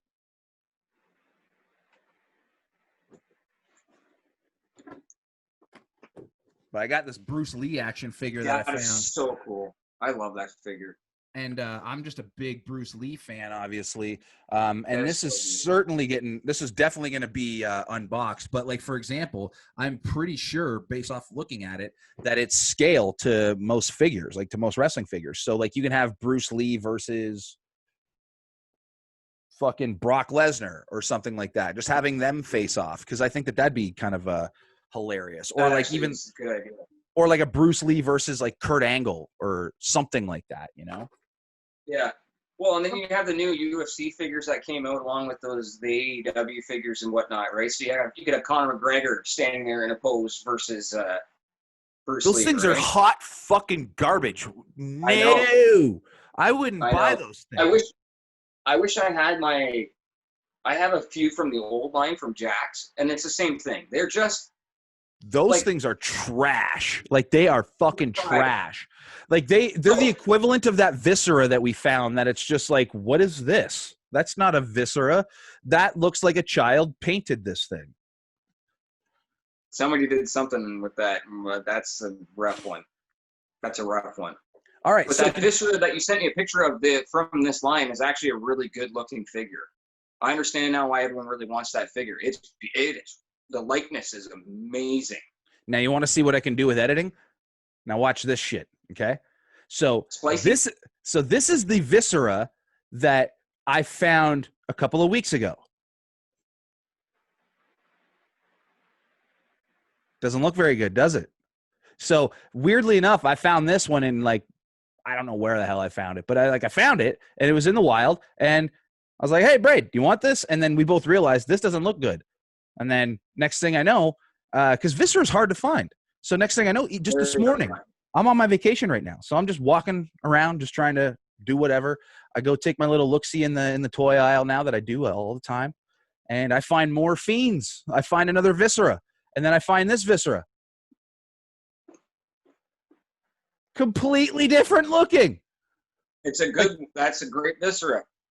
But then you've got, like, look at this viscera, and then look at this viscera. God, I hope I can edit this right. But look at these visceras. They're terrible. Well, what? This one. Shit. This one's terrible. We're going to go with this one. I got to remember. I got to make notes, dude. I got to make notes. But yeah. Fucking bullshit. Completely different. Oh, Jesus. That looks so nice. And he holds the head. That's a great figure. And he holds the head. I'm not going to, well, there's a couple different hands, so you can put the head in there. He's got the head lantern. Oh, that's so cool. Look at the tattoo work here. Can I tell you the one thing that disappointed me about that figure when I like looked back on it, and especially just because it's not the no coat. It's the, if you look at the packaging, you can see clearly that he's got a black on black like set of praying hands on his gear. If they were somehow able to manage to put that on that gear, that would have been so fucking rad. Because it's an elite figure, so like you're supposed to go the extra mile. And I'm not happy that they didn't include a robe on his jacket. The jacket would have been. You're giving him the entrance. If I would understand if he didn't have the lantern, because then it's not an entrance thing. And I don't think even when he first came out and debuted with that lantern, I think he was wearing his coat. He might have been. So to me, he was. You're in entrance mode right now. Yeah. But you're missing his coat. I'm a stickler for that stuff, and especially with WWE stuff, because Mattel can do it. Sometimes they don't, because they want to limit it for other releases. Looking at that figure, just because you know, and again, I think I've mentioned this before, but like when the Fiend first when that character first like became a thing, I messaged you right away, and I was like, that's going to be the coolest fucking Funko figure that ever happens. Because that is the most toyetic character. It's the coolest character I've ever seen in wrestling. Everything about it I fucking love. So like whenever there's a toy Fiend, it doesn't matter whether it's Funko, whether it's a fucking action figure, like I'm all about it now, just because like I think that is the coolest, scariest looking fit. Like that's fucking so badass, man. Now what are you gonna do with it? You heard that I'm the coolest wrestler in the world. Now what are you gonna do with it though? I'm gonna put it in the box like the rest of the stuff in my place and get it ready for the new spot. That's fair. This will end up on because it is what it is and how cool it is and where it came from and it's from a buddy and all that. This probably won't end up on the shelf with the rest of them. This will end up in my office or on the podcast studio. Very nice. The podcast studio, I am gonna set up a lot of I'll have like a pretty much an action figure collection there. Yep. I wouldn't have so I'll put up stuff like this. So instead of having a whole room full of Funkos, like if I put up every Funko in a room, that's now a room. You can't fit anything else in there. I have too much Funko stuff. But I'll put the gems in there. So like SDC 1 of 3,000 Black Lightnings. I'll see if I can get it without some glare. No, I'm just glad that you mentioned what it was, so then that way our audio listeners can understand what you're showing. So that's cool. That worked out. Yeah, so it's a 3,000 made. You had to get it that night. You had to be like the first 3,000 people in the cart because you could only get one. There's about 1 million people who signed in. But that's 1 out of 3,000 made. That came from San Diego Comic-Con 2020, and that's just a really hardcore sought-after pop. So that's like a new grail. A pop that comes out that's pretty much has a high value off the hop, and usually 9 times out of 10, they become super grails down the road. Mm-hmm. So then they end up turning into stuff like this, which is old. So this is from 2013, and this is an original He-Man release. So wow. Masters of the Universe He-Man. Now they have re-released He-Mans and stuff like that, but this is the original OG He-Man, which is not the easiest piece to find. And if you do find it, it's usually beat up. That's mint. Close to mint and it's got the protective packaging on it too, so that's sweet. I usually have it in a stack, but I'm moving stuff, so I put it in protectors and then I put them in these. And that's such a low number too. That's always good to see. Low number, low production run, very small run. So it was before like Funko really blew up in about 2013 to 2016. Like most people who know Funko, you probably found out about it around then. Yeah.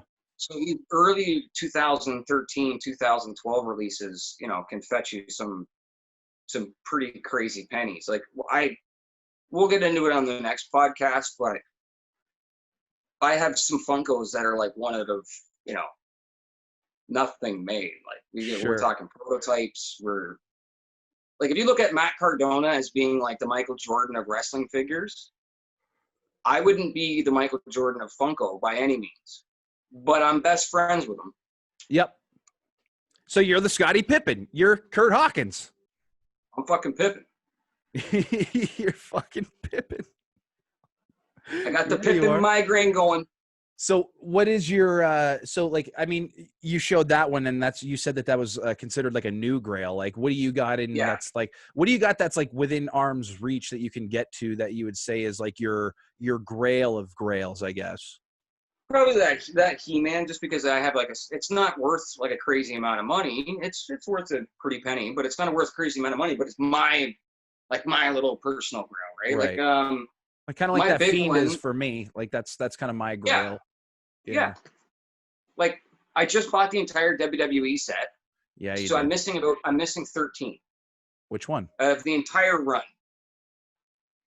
Well, which ones are you missing? That's all the limited. That's all the Comic-Cons. That's everything. What's that, sir? Did you said that you're missing some though? Did you say that you were missing some out of that collection though? Like, because I remember you said that you're getting the whole collection. I'm missing some rares. Well, which one? I'm missing some of the limited. So black Rey Mysterio, black outfit Rey Mysterio. I'm actually missing a common, which is Bray Wyatt out of nowhere. It's just a random. Just regular Bray Wyatt. Just a plain Bray Wyatt. I'm missing him. A plain Asuka. Just a basic Asuka. Was that the Walmart? Nope, just the plain one, just the one that came out everywhere. Like the ones that I'm missing are there's a few that are really hard to find. Like you're talking thousands of dollars. Right. And then there's a few that are like $20-$30. Yeah. Like there's 13 missing. And that's including, I need the New Day 3-pack, like just random stuff. Like the little. Like the one that I got. Yeah, just basic stuff. I can get you one from Kavanaugh. I'm pretty sure he's got another one. I can get them. It's one of those pops where it's like they're everywhere. They're not really worth anything. Like it's kind of those things. I have about another $4,000 or $5,000 worth of spending to be able to finish it. So, what's your most expensive Funko that you own? Like, which one? What's one that you could get rid of and be like, all right, that's a mortgage payment? Oh, it would be many mortgage payments. Okay, well, which one is that? I don't want to put that out. Okay, so what's one that you I'd rather put it out if I can show you it, because to me, until you can see it, it sounds obnoxious. I understand. It wasn't something that I got cheap. Right. It was like it's obnoxious as shit. And I've done a lot of my life. I've been obnoxious and been very braggy about stuff when it comes to shit like that. When it comes to I've been collecting for 18 years, and it's my passion. It's my only thing. I don't keep everything. I buy and flip. I'm one of those guys. But there's certain things that I have acquired over the years where people are, if you tell them, they're going to be like, "What?" Like, go. Yeah, you've done fuck good. Yourself. Yeah. Because I do that to other guys too. Shut the fuck up. Like, I'll watch Zack Ryder, and he'll go through his room, and I'm like, wow, it's beautiful. And then he'll get to like 2 or 3, like the Macho Man Hasbro prototypes.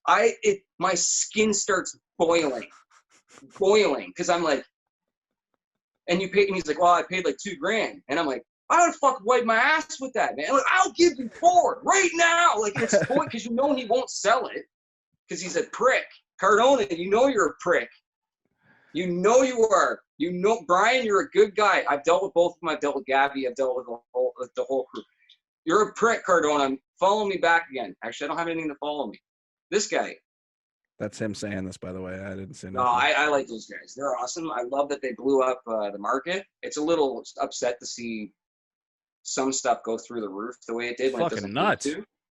But I mean, Dude, hey, like, you know what? If that shouldn't be $80 to $100 right now. That shouldn't be, and it is, and that's a problem. that is a very big problem. But you know what? That's a problem. Good for them for being able to completely rejuvenate an entire fucking business. Like, that is insane when you think about it. I don't watch all of their stuff, so I can't act like I know. But there's a portion of me that thinks that maybe some of the audience isn't in on what's actually going on. Yeah, I know. So, you know, we had this conversation a couple of weeks ago too, where we were like, the goal of a collector is to be able to, if you are going to buy and flip, is to buy a certain amount of stuff to get the stuff that you want for free or next to nothing. Yeah. So you buy a load to flip this to keep that.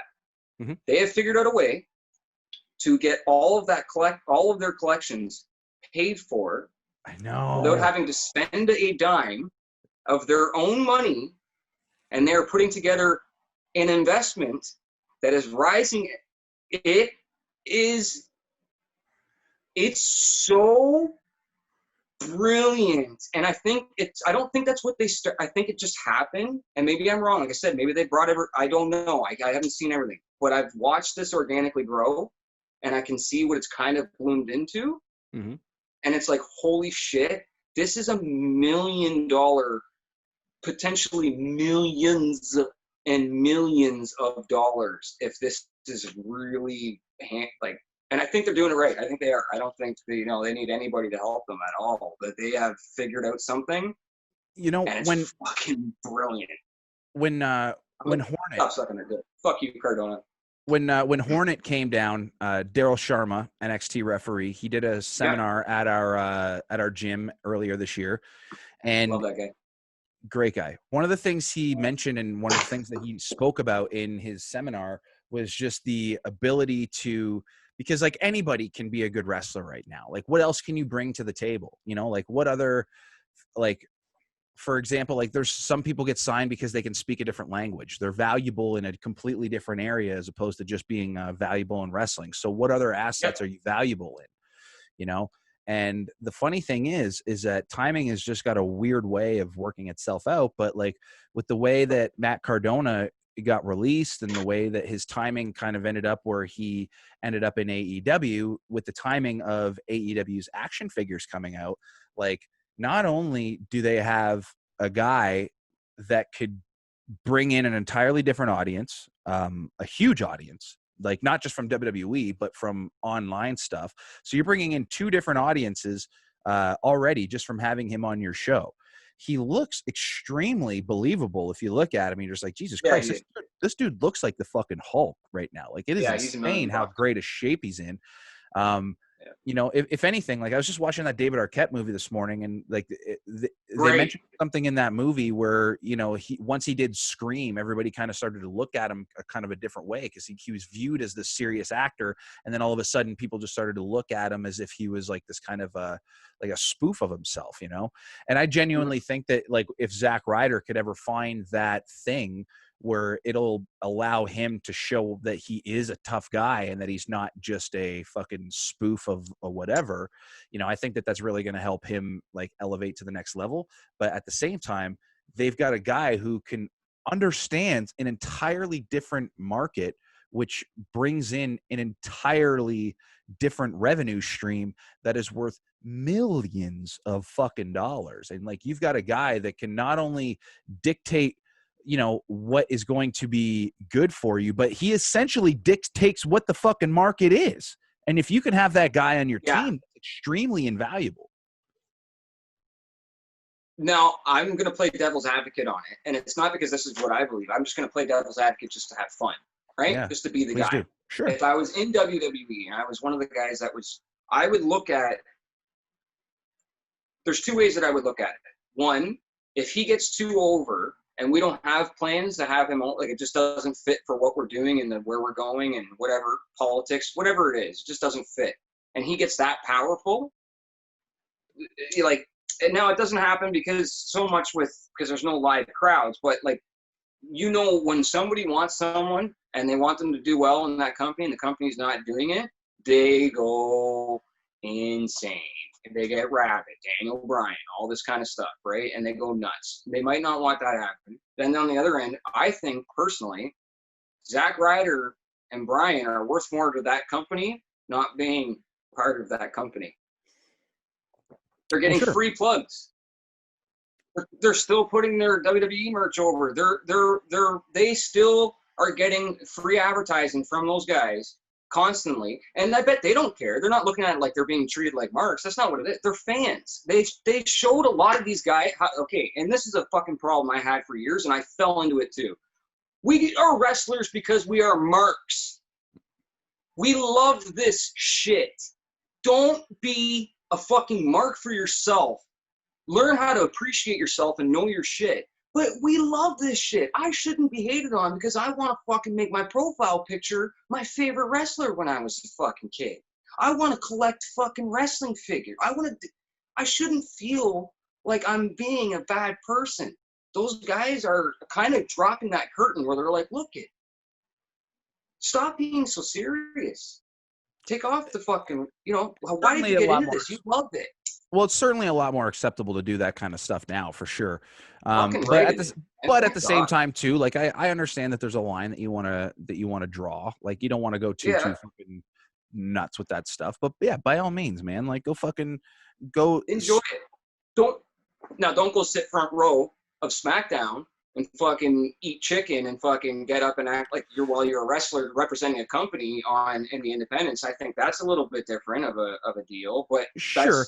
But at the same time, too, I think that there is to what you're saying there. Like, I think that there's a huge line between being a fan in the business and also just being able to appreciate, like, because I love what I love. Like, we've already discussed this. Like, I genuinely like RJ is one of my buddies, and I fucking love. I'm such a fan of what he does, and I can watch what he does like so fucking much. You know what I mean? But I don't talk to him where I'm just like, oh my God, it's RJ City and blah, blah, blah, blah, blah. Like, I mean, we did that bit, you know what I mean? But that's just because this is a fucking entertainment show. But yeah, I guess it's a good podcast, by the way. I love that podcast, man. Thanks. Anybody hasn't seen that and you're watching this, go back and watch the RJ City Big Ben Ortmanns podcast. It's fucking fantastic. I appreciate it. It's a good episode, man. Well, he's an easy person to talk to. Like he's got great stories, and like and again, like the whole point of this podcast is to get to know my buddies better, and he's one of those guys that I've been meaning to sit down and have like one of those conversations with for a long time. So it's just so fucking simple to do. He's a nice fella. Oh, he's great, but I think that again, just to kind of tie this back up before we wrap up with the last question here, is that he's made himself super valuable, like to that company for that. And at the same time, you're right. I think that maybe for all parties involved, for business wise, it's good for everybody. You know, like the WWE doesn't need any one particular person. They're a machine. They're just going to keep pumping things out and blah, blah, blah, blah, blah, blah, blah. Right. Now, whether or not that's a case that they can still do that, I don't know. Like, you know what? Let's not get into that. But they've got themselves set up where they're just a machine, and they're going to continue to pump out all of this stuff regardless of who it is. You know, if it's not going to be Brock Lesnar because Brock doesn't want to go and fucking play by Vince's rules and doesn't want to take Vince's money, they'll put out a Keith Lee doll, and they will make sure that everybody thinks that Keith Lee is the new Brock Lesnar. And if it's not Keith Lee, then it's going to be the next guy. And then if it's not him, it's going to be the fucking next guy. And it's a machine, right? And they're going to keep spitting that stuff out. The difference, I believe, right now is that what AEW is bringing to the table is something that's a lot more genuine and a lot more authentic, because it's something that people feel. It's something that they want. It's fans are getting, they might not be getting what they want 100%, but they're getting treated differently by the company. Like they're not having their intelligence insulted on a weekly basis. And if they are, then it's doing something that they find entertaining. Like it's just a completely different fucking wheelhouse right now. So, and I think, what I mean by that though is, trying something great. Well, they are. They're still a fresh company. Yeah. they with the figures lines and stuff like that, like, my God, like it's just insane how much they've made themselves valuable to that company and just valuable to just that marketplace in general. But and it's insane. At the same time, though, you kind of want to curse them out because, again, you should not have to pay fucking $80 to fucking $90 on the goddamn Facebook Marketplace for a fiend just because you want to have one. You know, they've definitely fucked that up. I know that's why I said they're what they've done with. I just think it's just very. When I first seen the major wrestling podcast video on YouTube, like one of their first ones where they go on a toy hunt, I was like, fuck. Don't, like, because I'm protective of that world, and then you're like, you guys don't know what you're doing. Like, there's no way you know what you're doing, and then you find out, you're like, oh shit, these guys are just like the rest of us flippers. They know their shit. They don't know everything. None of us do. There's so many toy lines. There's so many different things. Like, that you can't know everything about this stuff. You can gain a pretty good knowledge of pretty much everything, but you can't know everything. Exactly. And holy shit, like, they're like the rest. They're collectors, and they've become super collectors now, and they've created a whole market. They started doing their own stock line, like all that stuff.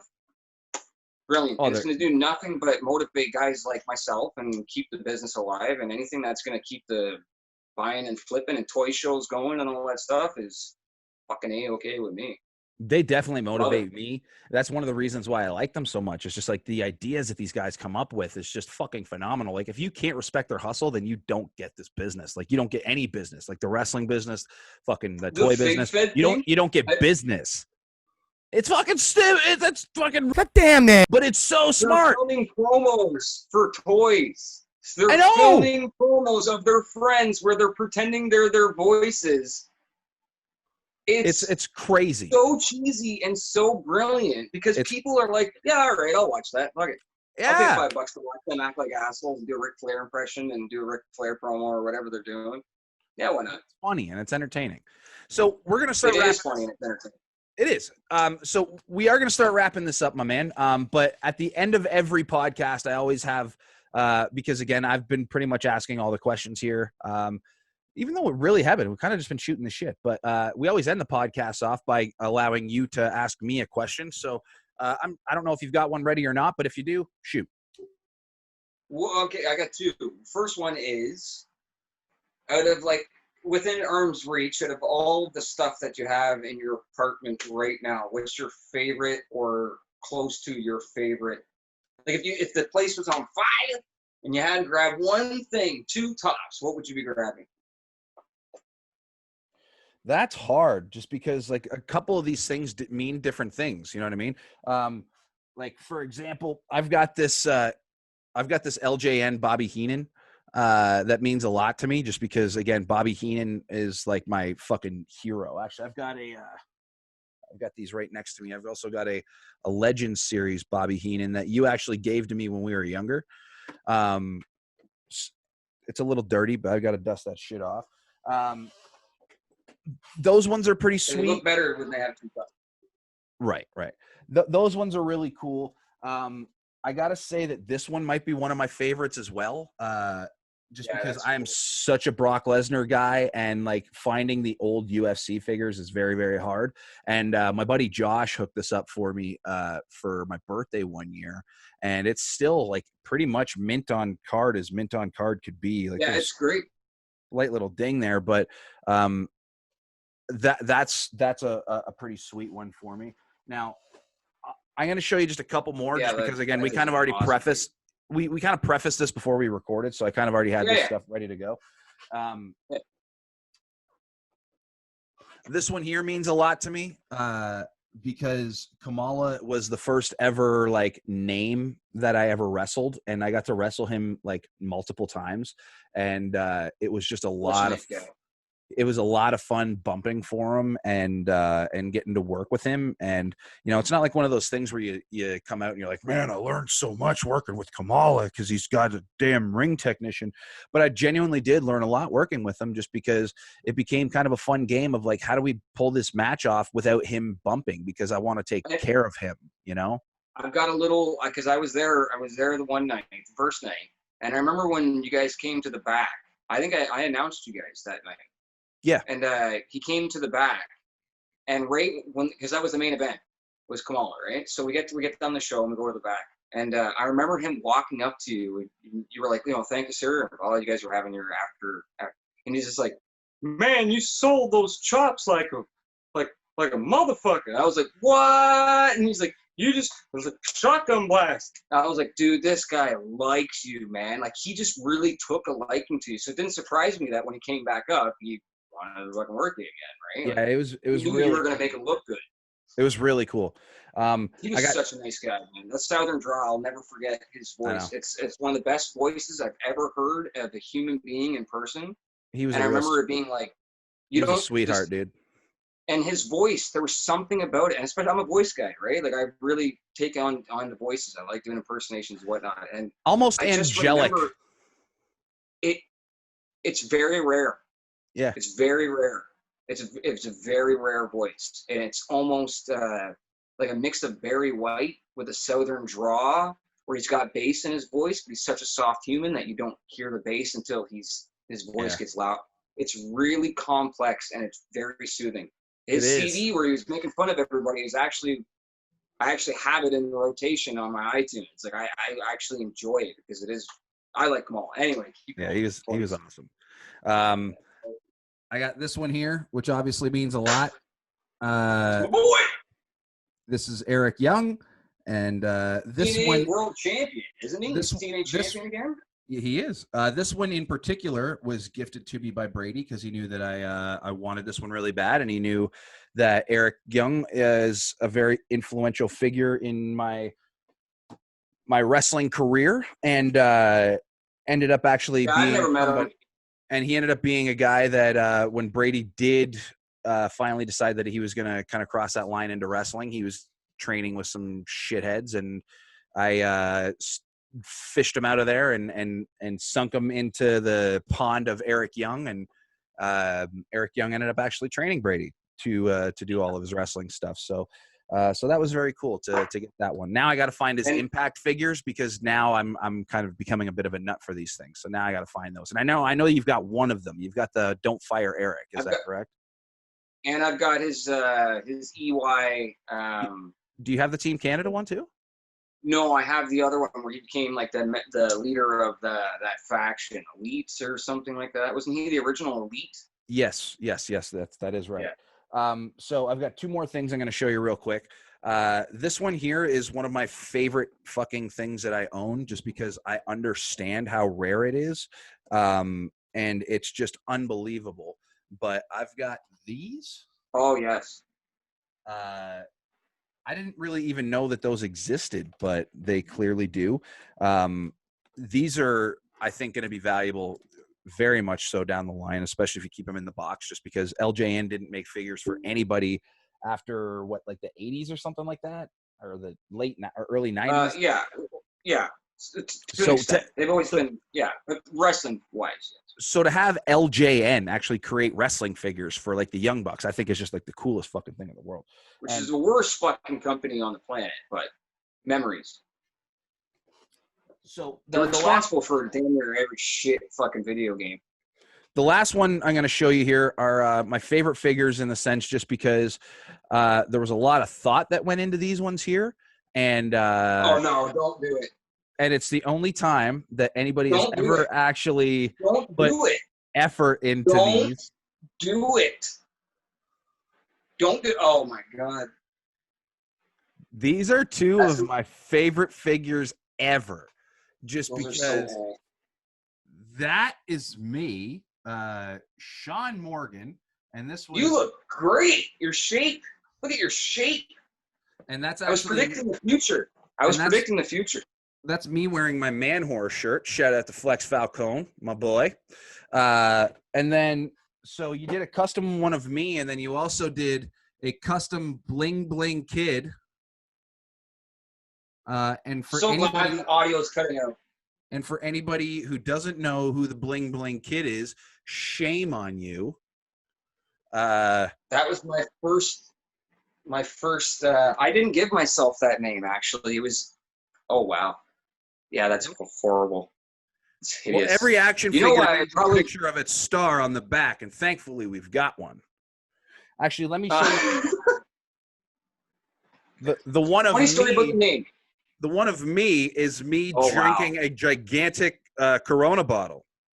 So that's fun. Bunch of classy fellas. So Brady's the only person. Bling Bling Kid. Please say that, but I just got a real quick. Brady's the only one that's ever done a custom figure of me, and that's the only time ever. So that's why it's still my favorite. So if anybody else wants to make one, please do. Hi, Maddie. Yes, please do, so he can throw those out. Fuck you. Can finally throw those out. I am never throwing those out. Okay, Launch finish this up because we've been going too. We got to wrap this up because we have gone way over time, sir. Quick story about Bling Bling Kid. Shouts out to Sin Bodhi. It was either the Bling Bling Kid or Surf Ninja was the names that he told me to choose. So, and Jamal Huxtable was one of them, but we threw that off to the side. Jamal Huxtable. Shouts out to him. I chose the Bling Bling Kid. And second question before we head out. As of this, the podcast itself and where you're going with this, do you see yourself doing this just forever now? Is this just one of your things? It's hard to say. Like, do I want to? Yes. Is finding guests to come and do it an absolute pain in the ass? Sure. Because it's weird asking people to come in and do podcasts right now, especially when a lot of people, I'm realistic, a lot of people haven't watched this yet. So a lot of people don't understand that this isn't like I'm not digging for dirt. I'm not looking, this isn't a shoot. This isn't a shoot interview. Like, this is, the whole point is for, if anything, it's not to try to get clicks in the sense of like, oh, this person said some shit about this person. If anything, it's to try to get clicks because it's like, man, this fucking guy's relatable because like, I didn't know that he was like this and I didn't know that he was into this and holy shit. Like I didn't know that these guys were cool like that. You know what I mean? Like, that was the whole point of this, is so then that way, A, I could get to know my friends better, and B, it could hopefully, like, for the audience that does tune in, and if it's something that does grow, I want people to be able to see, you know, a little bit outside, like, I want them to see the different layers that maybe we don't have that opportunity to show otherwise. Like, RJ is a perfect example. Like, I don't think that most people would get to see the layers that RJ showed in the episode that him and I did, just because, again, like, he was in a comfortable setting with somebody that he trusted, and it was a good situation. And I think people came away from that learning more about him and being bigger fans of him than they were going into it. And if that is what I can do, then that's the whole point.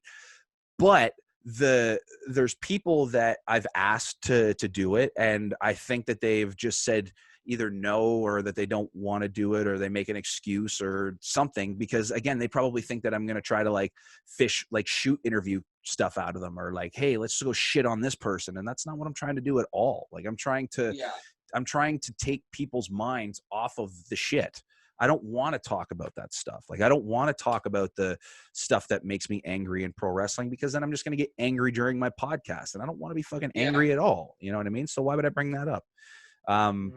So would I like to keep doing this? I would absolutely love to keep doing this. Do I see it actually happening? It completely depends on if people want to get behind it or not. And if they do, I'm on board, man, because I'm finding that it's helping me become a better communicator. And again, I like learning more about my friends, you know? So, well, and even from my perspective, sitting on the couch, like, I enjoy watching them. I think they're great. Even when it's about people that I have no idea who it is. There's only been a couple that you've brought on where I'm just like, I don't know them. I feel like I know a bit about them at the end of it, right? And I don't know. I enjoy watching your growth on this too, right? So, like, if it was up to me, I would do everything I could to keep you motivated. This is just your thing now. Well, I'm going to keep trying, man, because again, like, I'm enjoying the editing stuff. Like, I'm enjoying the growth that comes with this. Cause I do genuinely feel that once we are able to get back to normal, that like whatever I've learned doing this so far, I'm going to be able to take some tricks and knowledge and apply it to what we're doing with Crossbody. And, somehow I don't know how, but I know I'll be able to. And, you know, like, it's either, like, preparation is just such a huge thing, right? And like, I know that was kind of the goal, was to kind of keep myself motivated and keep myself doing something creative. And again, I wanted to learn editing anyway, but But to answer your question, I do genuinely want to keep doing this because I like it. As long as people are willing to tune in and people are willing to come on and chat, I'm all for it, man. Well, anytime you want me back, I was glad to be episode 14. Sorry we went on too long. It took everybody's time. But And the funny thing is we haven't even didn't even put a fingernail into the surface of scratching it yet. There's just so much more to talk about. But again, this is going to wrap up this episode of the Big Ben and Friends podcast. You can find the show on Twitter and Instagram at Big Ben AF Podcast, as well as on Facebook under the name Big Ben and Friends Podcast. You can also find us on YouTube under youtube.com/Big Ben AF Podcast as well. Go back and watch the previous episodes that we've done. The RJ City one was great. The one that I did with Chris Levin was one of my favorite ones. There's a really great episode with Madman Fulton. Get to know him a little bit better because that dude's star is just it's rising right now. He's on a rocket ship. I also did a Q&A episode last episode, which I apologize for the lost audio of about 2.5 minutes. But again, I'm still learning the editing process, man. But hopefully I don't lose any more audio going forward. And it's a lesson learned. So you can also find the audio version of this show on Anchor, which distributes my show to Spotify and iTunes for me. So that way you can search those platforms and you can listen to the show there. If you could, please do it on Spotify because I'm trying to get those numbers up. You can find me personally on all of my social medias at Big Ben is Angry. You can find Crossbody Pro Wrestling and the Crossbody Pro Wrestling Academy social media all in one place at CBPW Academy. You can subscribe to the Crossbody YouTube page at youtube.com/Crossbody Pro Wrestling Academy, where we have literally, I believe, 33 full shows of the Showcase Series shows that are up there, as well as our first 2.5 years of our regular shows, where you will find this beautiful mug announcing for all of those first 2.5 years. You can find us on independentwrestling.tv. Use the code Crossbody to get 5 free days. We have all of our last 1.5 years worth of stuff edited on there, and we're looking at making some new content right now to put out while we can. We're just trying to figure that out as we speak. So please go ahead and go back and watch all of that stuff. There's some fantastic stuff. And last but not least, you can support Crossbody Pro Wrestling and our amazing wrestlers and our staff by heading to prowrestlingtees.com/Crossbody Pro Wrestling, where all of the proceeds of these shirts get split between the wrestlers and our incredibly hardworking production staff and the people who made the shirts as well, such as the gentleman from Empire and guys like Aiden Prince. We're just helping them out a little bit more.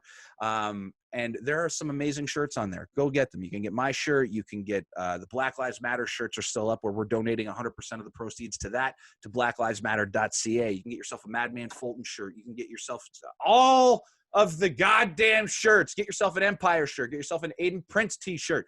Get yourself all the shirts.